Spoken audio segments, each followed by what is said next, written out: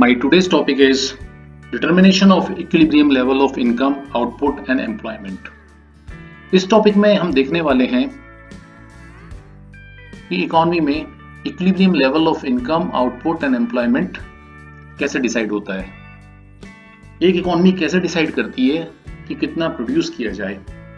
So what are the determinants of aggregate supply in the economy, कि economy में जितना produce हो रहा है उतना ही क्यों हो रहा है। जैसे हमारी इकोनॉमी 227 लाख करोड़ रुपीस की है, तो हम 227 लाख करोड़ वर्थ के गुड्स एंड सर्विसेज ही क्यों प्रोड्यूस कर रहे हैं, इससे ज्यादा क्यों नहीं कर रहे या इससे कम क्यों नहीं कर रहे। तो इस चैप्टर में हम ये सब स्टडी करने वाले हैं। तो सबसे पहले हम इसमें पढ़ेंगे आपका aggregate demand. Aggregate demand it refers to the planned expenditure on the goods and services in the economy in a year, कि एक इकोनॉमी में एक साल के अंदर कितना खर्च होने वाला है। Basically this is a model जो हम क्रिएट कर रहे हैं, it is a short term fix price model. तो हम एक मॉडल के थ्रू समझने की कोशिश कर रहे हैं, इसलिए हम बोल रहे हैं planned expenditure on goods and services in the economy in a year and it is represented by AD. तो एग्रीगेट डिमांड को हम रिप्रेजेंट करते हैं एडी से। देन हमारे पास है AD is equal to C plus I plus G plus X minus M, कि जहां पर आपका सी कंजम्पशन है, I is investment, then G is government expenditure and X is exports and M is import. So our difference is net exports. So this is now aggregate supply. It refers to the planned production of goods and services or planned output of all the firms in the economy in a year. So एक साल के अंदर कितना हमारी सारी firms मिलकर produce करने वाली हैं गुड्स एंड सर्विसेज को, या इकोनॉमी का जो भी प्लान्ड आउटपुट है कि इकोनॉमी में कितना प्रोडक्शन होगा, उसको हम बोलते हैं aggregate supply and this is represented by AS. So जो हमारा एएस है that is a sum of consumption and saving, कि एक पार्ट कंज्यूम होगा उसका और जो बचेगा उसको हम सेव कर लेंगे। So this is aggregate supply. So लेकिन in two sector economy we will confine ourselves in class 12th। In two sector economy aggregate demand is represented by the sum of C and I. तो हम केवल सी और आई के बारे में ही देखेंगे, consumption और इन्वेस्टमेंट के बारे में। So where C is consumption and I is investment. So now look at consumption function. What is consumption function? Consumption is the function of income. मतलब है कि जो फंक्शनल रिलेशनशिप है between consumption and income that is known as consumption function, जिसका मतलब है कि consumption जो भी है it depends on income. So there is a psychological law of consumption and autonomous consumption. First we will be studying about autonomous consumption. It is the level of consumption when income is zero. कि जब पूरी economy में income नहीं है कुछ भी, even then people will consume, उसको हम बोलते हैं autonomous consumption. It is denoted by small c और c bar. Then psychological law of consumption. ये एक psychological law है. This law states when income increases, consumption also increases. यानी जब इनकम राइज होगा तो कंजम्पशन भी राइज होगा, but rise in consumption is less proportionate to rise in income, कि जिस प्रोपोर्शन में हमारी इनकम बढ़ेगी हमारा कंजम्पशन उस प्रोपोर्शन में नहीं बढ़ेगा। इसका मतलब ये है। And then propensity to consume. Consumption function को एक्सप्लेन करने के लिए we require autonomous consumption, psychological law of consumption and propensity to consume. It reflects the tendency of people to consume at different level of income, कि उनकी income कितनी है, वो कितना खर्च कर रहे हैं। Can be explained in two ways. One is average propensity to consume and the second one is marginal propensity to consume. So ये APC क्या है? AP is the ratio of consumption to income. अगर हम consumption को income से divide कर दें, total consumption and total income, we will be getting APC, average propensity to consume. And whereas marginal propensity to consume is the ratio of change in consumption to change in income. MPC is denoted by delta C upon delta Y, where delta C is change in consumption and delta Y is change in income. So MPC also denotes how much is increase in consumption when income increases by some amount. कि आपकी income बढ़ेगी तो आपका consumption कितना बढ़ेगा, उसको हम बोलते हैं। MPC 0.8, it means 80% of increased income is consumed. Or if income increases by ₹1, the consumption will increase by 80 paisa. So this is your MPC. So if MPC 0.5, इसका मतलब क्या हुआ? इसका मतलब हुआ कि किसी भी इकोनॉमी में अगर इनकम 100 रुपीज से बढ़ेगी तो कंजम्पशन 75 रुपीज 75 रुपीज से इंक्रीज हो जाएगा, और 1 रुपी से बढ़ेगी तो 75 पैसे से consumption will increase. So we can say that consumption का जो फॉर्मूला है फंक्शन का वो है C is equal to C bar which is autonomous consumption plus BY where C is small c, where capital C is consumption, B is MPC and Y is income। इसमें अगर हम put करेंगे तो हमें income, consumption and MPC, you see income is 0, consumption is 60 and this 60 is known as autonomous consumption, कि हमारे पास कुछ भी इनकम नहीं है even then we are consuming something, और we have assumed that MPC is 0.8। जिसका मतलब अगर किसी इकोनॉमी में इनकम 100 रुपीज से इंक्रीज होती है तो consumption will increase by 80 rupees. So इसमें आप देखो जब इनकम 100 से इंक्रीज हुई तो न्यू कंजम्पशन इज 140 क्योंकि आपका कंजम्पशन 80 रुपीज से इंक्रीज हो गया। When income becomes 200 the consumption is 220 because again consumption will increase by 80 rupees. And then if income is 300 rupees, 300 रुपए इनकम है तो कंजम्पशन 80 रुपए बढ़कर 300 हो गया क्योंकि एमपीसी इज कांस्टेंट। जब 400 है तो कंजम्पशन कितना होगा? 80 रुपीज ऐड करिए 300 में तो इट विल बी 380। और when income increase by again 100 rupees, consumption will increase by 80, it will be 460। When income become 600 rupees, so the consumption will be 80 add करने से 540 and MPC 0.8। So this is the relationship between income and consumption. आपने देखा जब भी income increase हो रही है तो कंजम्पशन भी इंक्रीज हो रहा है। So what we have noticed, you can notice that with every increase of rupees 100 in income the consumption increases by rupees 8।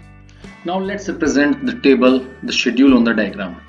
so ये ग्राफ है, x एक्सिस पर हम लेंगे इनकम और y एक्सिस पर हम लेंगे consumption. Because consumption depends upon income इसलिए इनकम को हम ले रहे हैं x एक्सिस पर और consumption which is dependent variable उसको हम ले रहे हैं y एक्सिस पर। सो नीचे हमने ले लिया 0, 100, 200, 300, 400 एंड 500। तो यू सी, और हमने सेम ही स्केल लिया है y एक्सिस पे बिकॉज इनकम एंड कंजम्पशन दोनों को हम रुपीज में रिप्रेजेंट कर रहे हैं तो हमारा स्केल जो है बिल्कुल सेम रहेगा दोनों के लिए। And you see this is x axis and y axis, this is your 45 degree line. हम 45 डिग्री लाइन इसलिए ले रहे हैं कि जो हमारा इनकम है उसको हम रिप्रेजेंट कर रहे हैं x एक्सिस पर और कंजम्पशन है y एक्सिस पे, तो उसको हम कंपेयर कैसे करेंगे? तो कंपेयर करने के लिए we are using a 45 degree line की x एक्सिस को हम y एक्सिस पे कंपेयर करने के लिए हम 45 डिग्री लाइन की हेल्प ले रहे हैं क्योंकि 45 डिग्री लाइन की एक प्रॉपर्टी है कि इसके किसी भी पॉइंट से both the axis are equidistant, represented by 45 degree line। As both the axes are at equal distance from this line, we can compare between variables at x axis and y axis। और ये हमारा हो गया consumption curve, तो जहां पर एक दूसरे को इंटरसेक्ट कर रहा है वो है 300 पर एक दूसरे को ये intersect. We have drawn a consumption curve। So we have noticed the consumption curve is a upward sloping curve। It originates from y axis। It is not originating from zero or origin। It is originating from y axis and it is a straight line curve। तो ऐसा क्यों कि आपने देखा कि जो ये consumption curve है it's a straight line upward sloping curve। So upward sloping due to psychological law of consumption because this law states when income increases consumption also increases। So this shows the positive relationship between consumption, income and consumption कि income के बढ़ने से consumption भी बढ़ रहा है, इसलिए this is upward sloping curve. कोई भी कर्व अपवर्ड स्लोपिंग होता है उसका मतलब है कि अगर x एक्सिस पर कोई वेरिएबल बढ़ेगा तो y एक्सिस पर भी वो वेरिएबल इंक्रीज होगा, अगर x एक्सिस पर कोई वेरिएबल डिक्रीज होगा तो y एक्सिस पर भी वो वेरिएबल डिक्रीज होगा। So this is upward sloping curve psychological law of consumption की वजह से। दूसरा है कि it originates from y axis, क्यों? ड्यू टू ऑटोनॉमस कंजम्पशन, कि अगर इनकम लेवल 0 है, even then people would be consuming something, चाहे वो उधार लेकर कंज्यूम करें। इसलिए हम बोलते हैं कि जो ऑटोनोमस कंजम्पशन है उसकी वजह से जो कंजम्पशन कर्व है it starts from y axis. तीसरा ये है स्ट्रेट लाइन। तो स्ट्रेट लाइन क्यों है? स्ट्रेट लाइन है due to constant MPC, marginal propensity to consume is constant. तो कांस्टेंट होने से जब भी इनकम 100 रुपीज से बढ़ रही है तो कंजम्पशन 80 रुपीज से बढ़ रहा है एवरी टाइम। सो इसका स्लोप कांस्टेंट है, और स्लोप कांस्टेंट होने की वजह से दिस एमपीसी इज कांस्टेंट, और एमपीसी कांस्टेंट होने की वजह से the curve is straight. We have seen income is equal to consumption and saving. So y is equal to C plus S, और वी हैव ऑलरेडी स्टडीड, हम देख चुके हैं कि APC is equal to C upon Y. So APC हमारा C upon Y है, and average propensity to save is the ratio of saving to income which is APS. So APS is S upon Y. अगर y में से हम consumption minus करें तो will be getting savings. तो average propensity to save is s upon y, as y is equal to c plus s. If divide both sides by y, we will get y upon y is equal to c upon y plus s upon y. upon y से हम divide cut कर एक हो जाएगा, और c upon y is APC and s upon y is APS. So हमारे पास APC plus APS is equal to 1. So APC और APS का सम हमेशा 1 होगा। एवरेज प्रोपेंसिटी टू कंज्यूम और एवरेज प्रोपेंसिटी टू सेव का जो सम है वो 1 होगा। So we can say change in income is equal to change in consumption and change in saving. Yes. And delta y is equal to delta c plus delta s.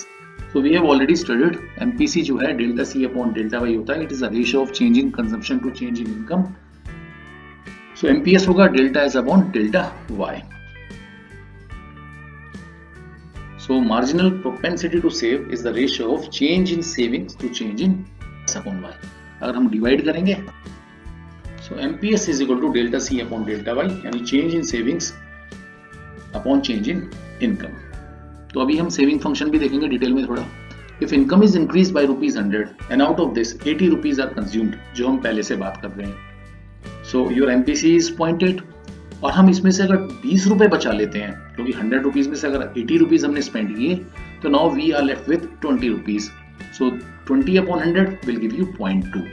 सो देखा आपने, जैसे income increase हुई तो आपकी savings भी generate शुरू होगी और सेविंग्स भी इंक्रीज होगी। In this case MPC is 0.8 and MPC is 0.2 and the sum of MPC and MPC is always equal to 1। तो यहाँ भी देख सकते हैं कि delta Y is equal to delta C plus delta S, change in income is equal to change in consumption and change in saving.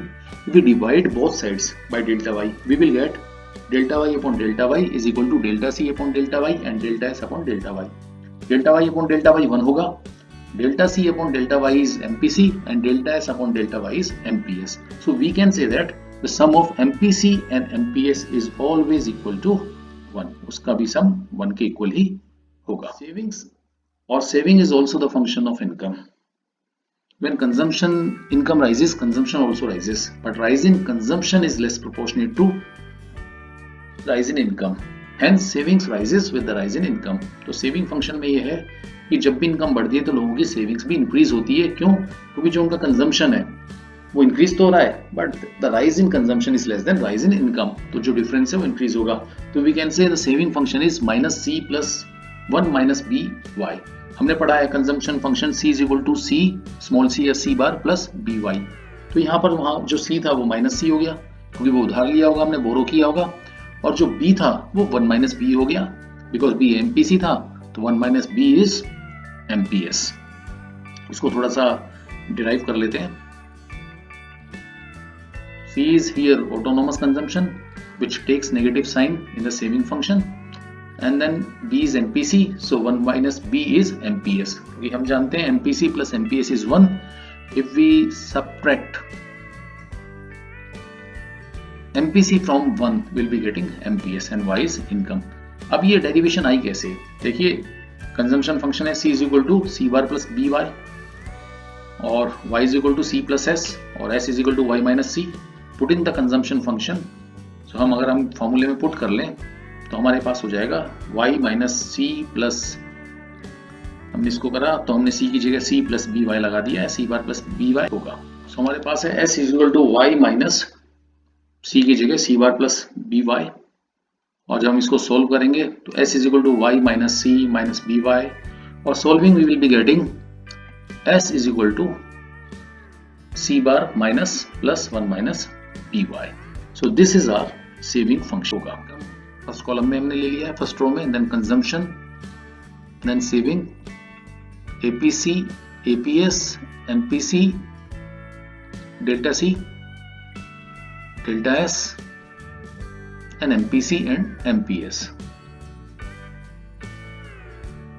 सो आप देखिए income 0 है, कंजम्पशन 60 है, सेविंग माइनस 60 हो जाएगा, और इस वक्त एमपीसी एमपीएस कुछ भी नहीं होगा। But when income increases by 100 rupees, consumption increases by 80 rupees, और आपका जो कंजम्पशन है इट विल बिकम 140, पहले देख चुके हैं। और इनकम और कंजम्पशन का डिफरेंस, कंजम्पशन ज्यादा इनकम से तो सेविंग्स हो जाएंगे -40। जब हम इसको 140 को 100 से डिवाइड करेंगे तो एपीसी आ जाएगा 1.4, और अगर हम सेविंग्स को 100 से डिवाइड करेंगे तो एपीएस आ जाएगा -0.4। चेंज इन कंजम्पशन इज 80, क्योंकि 60 से 140 हुआ है, एमपीसी इज कांस्टेंट तो 80, और चेंज इन सेविंग्स इज 20। अगर हम -40 में से -60 को माइनस करेंगे तो विल बी गेटिंग 20। तो हमारा पहले -60 था, अब -40 है, तो हमारे पास 20 आ जाएगा। -40 में से अगर -60 को हम सब्ट्रैक्ट कर देंगे तो विल बी गेटिंग 20। तो MPC is 0.8 and MPS will be 0.2। तो सेम वे 200 है, 220, ये 20 हो जाएगा savings, APC 1.1, APS 0.1 and delta C is 80-20 savings. Now जब इनकम 300 हो गई है तो क्या हुआ है, जब इनकम 300 है तो कंजम्पशन भी 300, 220 से 80 बढ़ गया, तो इस वक्त सेविंग्स 0 है क्योंकि इनकम और कंजम्पशन बराबर है। इसको ब्रेक इवन पॉइंट भी बोलते हैं। At this time APC is 1, APS is 0, delta C is 80, delta S is 20, MPC 0.8 and MPS is 0.2। तो आप नोटिस करिए कि जब भी इनकम और कंजम्पशन बराबर है तो सेविंग्स 0 है, एपीसी वहां 1 है और एपीएस 0 है। आपने देखा एपीसी आपका ग्रेटर देन 1 भी है और एपीएस आपका नेगेटिव भी है। और इस टेबल को हम एक बार पूरा कर लेते हैं। तो इनकम 400 हो रही है, कंजम्पशन 80 से इंक्रीज हुआ, एमपीसी एंड एमपीएस कांस्टेंट है, income increases to 500, consumption also increases, savings tends to rise. When income is 600 rupees, consumption is 540, savings 60 हो गई है, 600 माइनस 540 60। तो आपने एक नोटिस की होगी बात कि एपीसी 1 से ज्यादा भी है और 1 से कम भी है, बट नेगेटिव नहीं है क्योंकि कंजम्पशन कभी भी नेगेटिव नहीं होगा। लेकिन एपीएस आपका नेगेटिव भी है और पॉजिटिव भी है। तो नेगेटिव और पॉजिटिव क्यों है, क्योंकि सेविंग्स जो है नेगेटिव भी हो सकती है, बोरो किया हुआ है, और पॉजिटिव हो सकती है। Change in consumption is constant 80-80 because MPC को हम कांस्टेंट मानकर चल रहे हैं। तो अगर एमपीसी कांस्टेंट होगा तो एमपीएस भी कांस्टेंट है, इसलिए सेविंग्स भी 20 है, दैट इज आल्सो कांस्टेंट। आइए अब इसको एक ग्राफ की हेल्प से समझने की कोशिश करते हैं, कंजम्पशन एंड सेविंग कर्व को। यहाँ जो है वाई एक्सिस और एक्स एक्सिस, दो एक्सिस हम लेंगे। एक्स एक्सिस पर हम लिखेंगे इनकम और वाई एक्सिस पर हम लेंगे कंजम्पशन। जैसे ही मैं इनकम डालता हूं 0 और कंजम्पशन डाल देता हूं 60, so this 60 is autonomous consumption. ये 60 हमारा ऑटोनोमस कंजम्पशन है। और इसको डालने के बाद आप देखेंगे कि जो ऑटोनोमस कंजम्पशन है, इनकम 0 है तो ऑटोनोमस कंजम्पशन इज 60, और when I increases 100, income increases by 100, so consumption will increase by 80 rupees and the new consumption is 140। Again जब इनकम हो गई है 200, when income is 200, तो जो आपका चेंज इन इनकम है that is 100 और चेंज इन कंजम्पशन 80, देन फिर हम इंक्रीज कर देते हैं 300 पर। you will see change in income is 100, change in consumption 80, the new consumption level is 300, 400, the change in income is 100, change in consumption 80, 380। so ये हमारा data जो है हम इसमें फिल कर लेंगे।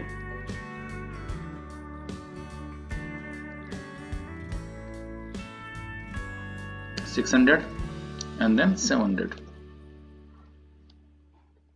So you see कि हमारे पास जो ब्लू लाइन है that shows 45 डिग्री लाइन जो इनकम के इक्वल है, because in order to compare between x axis and y axis we need a 45 degree line, क्योंकि जो कंजम्पशन है वो है y axis पर और जो इनकम है x axis पर. And you see change in consumption 80 है, कांस्टेंट है, जिसकी वजह से ये अपना स्ट्रेट लाइन है कंजम्पशन कर्व. और चेंज इन सेविंग्स वो है 20, इसकी वजह से सेविंग कर्व भी आपका स्ट्रेट लाइन है. You can see here this red line is C curve, consumption curve, which intersects 45 degree line here. If we draw a perpendicular from here to here, so we will see that ये दोनों जहां पर equal हैं 300 पर, वहां savings 0 हो जाएंगे.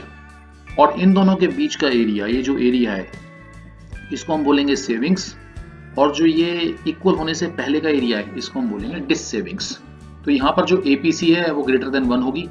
APC greater than 1 क्यों होगी? क्योंकि consumption is greater than income, और कंजम्पशन इनकम से ज्यादा हो सकता है क्योंकि हम उधार लेकर खर्च कर सकते हैं.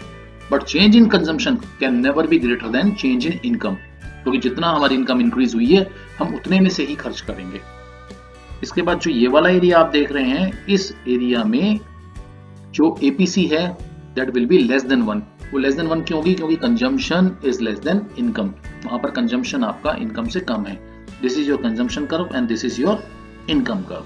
तो कंजम्पशन जो है आपका इनकम से कम है, इसकी वजह से APC इज लेस देन 1. तो ये हमारा कंप्लीट है.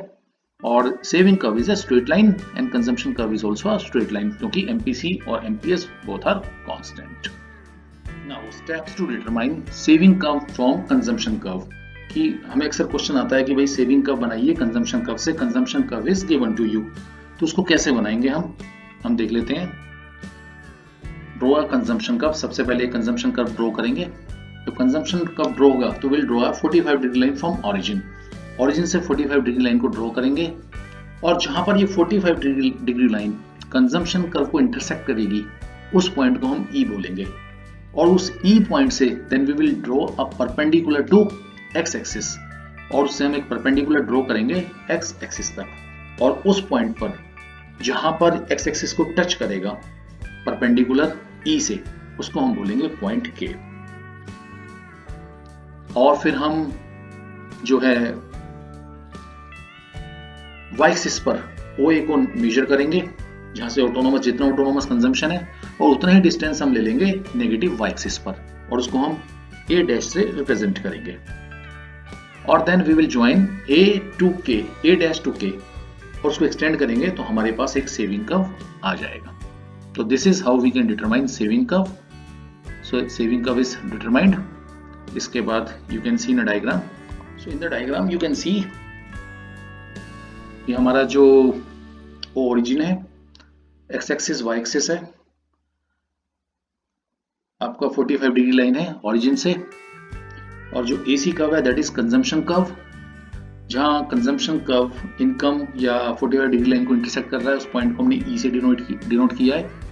E से एक परपेंडिकुलर ड्रॉ किया है K तक, और जितना OA डिस्टेंस है उतना ही हमने OA डैश ले लिया माइनस y एक्सिस पर, और उसको हमने एक्सटेंड किया तो हमें मिल गया एक.